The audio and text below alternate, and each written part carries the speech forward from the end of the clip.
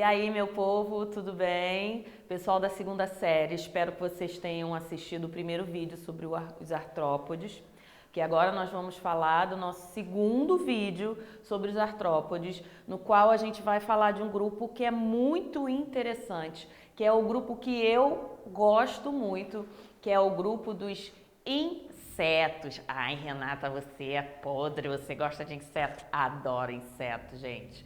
Na época da graduação eu estudei muito, né, zoologia dos invertebrados, sobretudo assim, o meu grupo de paixão foram os artrópodes, claro que depois dos anuros, né, que foi o meu grupo de amor à primeira vista.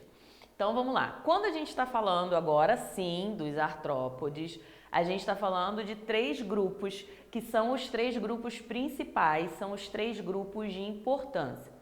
A mosquinha que vocês estão observando ali, ela faz parte do grupo Insecta, tá? Ali no meio a gente tem a aranhazinha, que faz parte do grupo dos aracnídeos. Não são só as aranhas que fazem parte desse grupo. A gente consegue observar também os ácaros, né, escorpiões, outros indivíduos que também fazem parte do grupo dos aracnídeos. E ali bonitinho, de amarelinho, a gente tem os camarões, que fazem parte do grupo dos crustáceos, tá? São todos representantes do grupo dos artrópodes, porém eles apresentam diferenças, né? No número de tagmas do corpo, presença de peçonha, tudo isso a gente vai falar agora, nesse momento, aqui na aula da Renatinha. Então vamos lá. Quais são as características gerais do grupo dos insetos, insecta? Primeira coisa de importância que a gente vai falar é que ele é um grupo com a maior parte, o maior número de espécies conhecidas. E a ciência acredita ainda que a gente ainda tem espécies para conhecer, espécies para determinar, né? Isso quer dizer que é um grupo que obteve um excelente sucesso no domínio dos ambientes. Insetos, por exemplo, a gente encontra insetos na terra, a gente encontra insetos voando, insetos que só apresentam asas na época reprodutiva, como os cupins, por exemplo, que isso fez com que ele tivesse um sucesso maior no processo reprodutivo. Então, são características, né, que esse maior número de espécies é devido às amplas características que esses animais apresentam. Segunda característica que a gente consegue observar nos insetos é o corpo dividido em cabeça, tórax e abdômen. Lembra lá da cefalização que nós conseguimos perceber nos plateumintos? Isso fica muito claro nos insetos. Preste atenção lá na sua mosquinha. A mosca, ela apresenta o quê? Ela apresenta uma região da cabeça, né? Que a gente também fala que é cefalização. Se a gente tem a cabeça, é cefalização.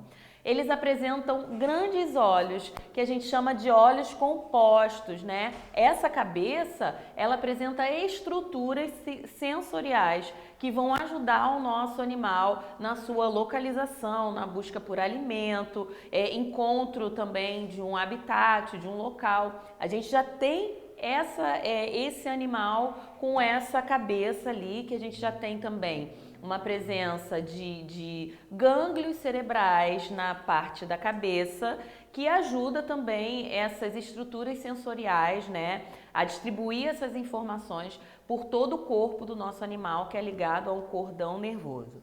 Segundo tagma ali que a gente apresenta é o tórax, tá? E o terceiro é o abdômen, a gente vai falar mais dessas estruturas mais à frente. Cabeça com estruturas sensoriais, um par de olhos compostos e um par de antenas. Ai, gente, eu tenho pavor da barata, eu vou contar pra vocês. Assim, quando a barata tá quase morrendo, que ela tá lá balançando as anteninhas, ela tá tentando o quê? Ela tá tentando se localizar, sei lá, não sei se comunica, mas a antena é um órgão sensorial para ela. E eu sempre falo que quando você mata uma barata, logo depois aparece uma outra barata, né? E aí a Renatinha vem falar assim do mito que as baratas elas estão se comunicando. Gente, isso daí não tem comprovação científica, né? Mas que quando a gente mata uma barata já vem uma outra logo em seguida. E vocês sabem que eu sou a louca da barata, que eu tenho pavor de barata. Então nunca me chamem para ver barata morta, nem viva, nem nada, pelo amor de Deus. Eles apresentam um tórax que tem um centro locomotor, voltando aqui para nossa aula, né?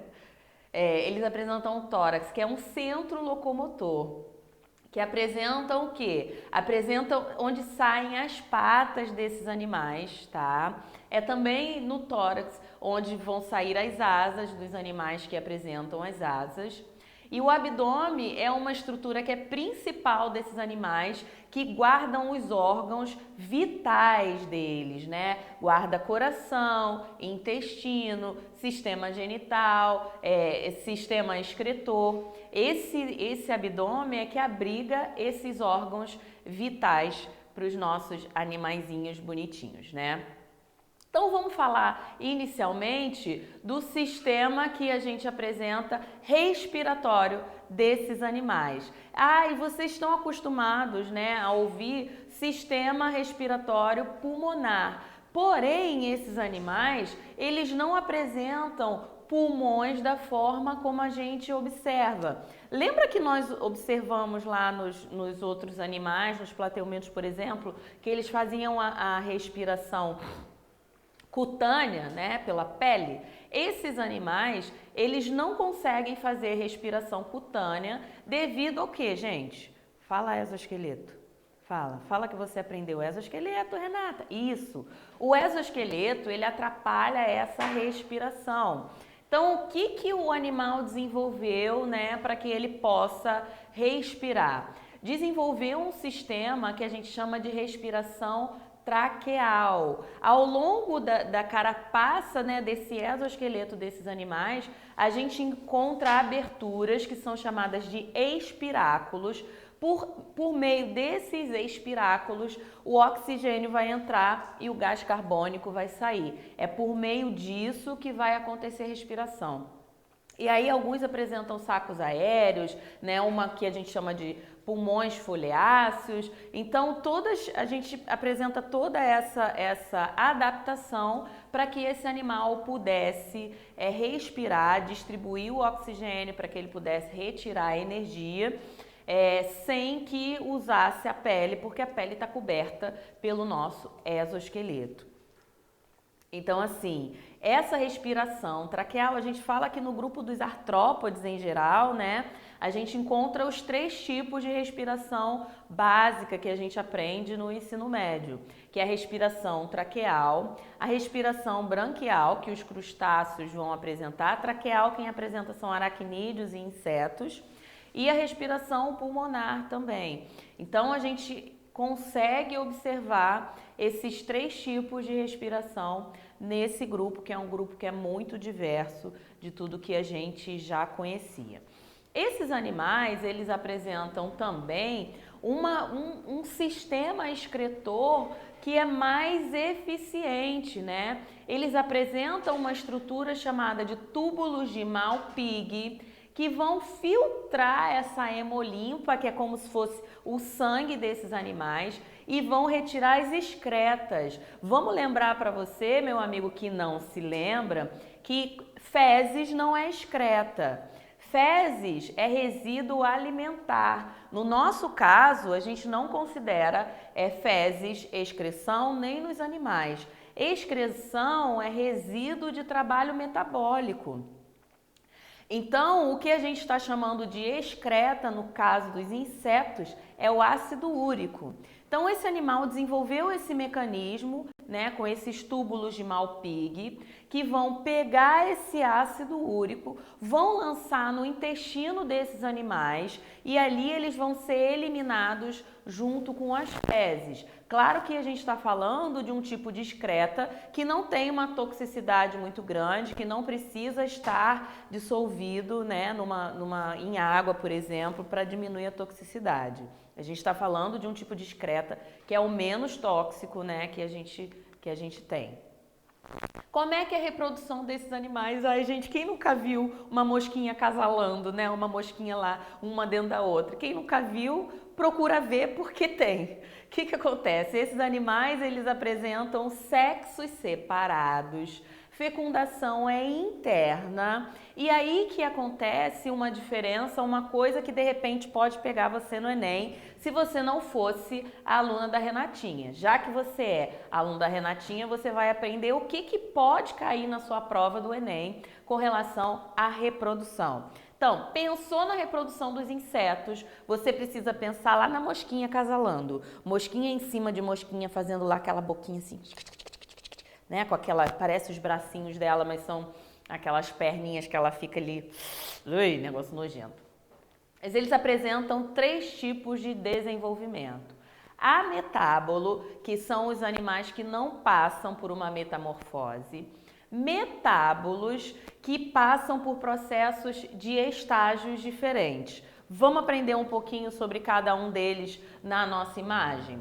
Então vamos lá. Ametábolo, o animal ele nasce, tá? Igual o animal adulto, só que ele nasce menor. Ele não passa por nenhuma grande transformação ao longo da sua vida.